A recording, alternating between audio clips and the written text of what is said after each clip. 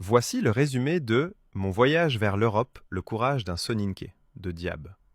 Si ce genre de résumé te plaît, like, commente et abonne-toi pour en découvrir plein d'autres. C'est l'histoire d'un jeune Soninké qui grandit en Afrique de l'Ouest, dans un environnement où chaque jour est un combat.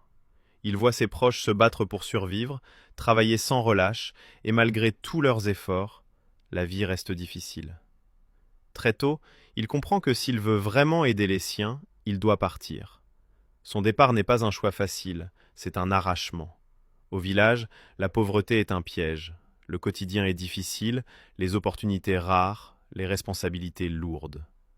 Très tôt, il comprend qu'il doit partir, non pas par désir d'aventure, mais par devoir. Quand tu es Soninké, ton courage ne t'appartient pas.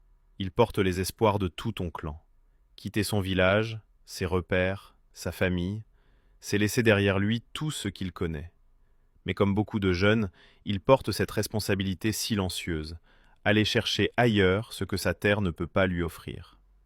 Le voyage commence par les routes poussiéreuses de la région.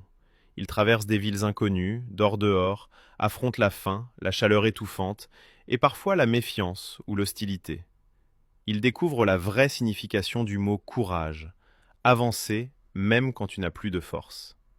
Puis vient le désert, un lieu qui ne pardonne pas. Le sable brûle le jour, le froid te transperce la nuit. Les groupes marchent sans fin, parfois en silence, parfois en priant. Beaucoup abandonnent.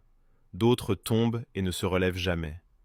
Dans cet enfer de poussière, il comprend que chaque pas est une victoire. Sur la route, il rencontre des compagnons de galère, Maliens, Guinéens, Ivoiriens, Nigériens.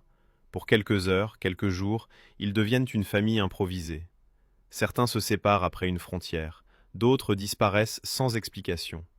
Le voyage forge des liens que seul le danger peut créer. Il affronte aussi les passeurs, les arnaques, les violences, les détentions improvisées, les moments où la vie ne tient qu'à un fil. Chaque frontière est un mur, chaque checkpoint est une épreuve. Chaque nuit est une interrogation. Est-ce que je vais me réveiller demain? Mais malgré tout, il continue, parce qu'il n'est pas parti pour lui seul.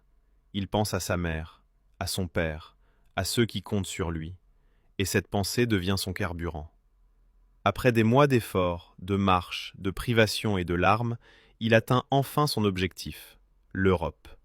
Il arrive épuisé, mais vivant, brisé, mais debout, plein d'histoires qu'il ne racontera jamais entièrement, parce que certaines douleurs ne peuvent être dites. Ce livre n'est pas seulement un récit, c'est un témoignage, une trace de ceux qui marchent, qui tombent, et qui se relèvent pour changer le destin de leur famille. Dis-moi en commentaire quel autre livre tu veux que je résume.